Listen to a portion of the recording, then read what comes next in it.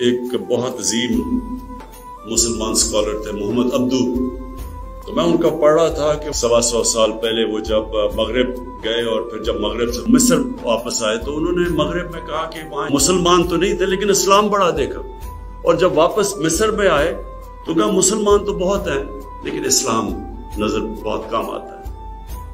मकसद कहने का ये है कि हमने इस मुल्क को वो मुल्क बनाना था जो दुनिया ने देख के तो हमें मुतासर होना था। जिस तरह जब मुसलमान ताजर गए इंडोनेशिया और मलेशिया में तो वहां कोई फौज नहीं मुसलमानों की गई थी, उनके किरदार को देख के लोग मुसलमान होना शुरू हो गए।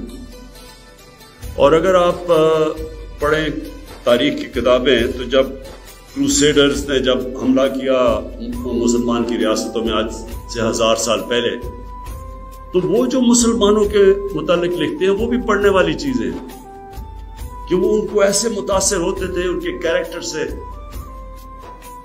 उनकी कल्चर से, हर चीज से वो मुतासिर थे। हमने इस मुल्क को वो मुल्क बनाना था जिससे दुनिया देख के कहती कि ये देखिए ये पाकिस्तानी, ये मुसलमान आ रहे हैं। और बदकिस्मती से ये हम उस आइडियल से, उस ख्वाब से काफी दूर निकल गए।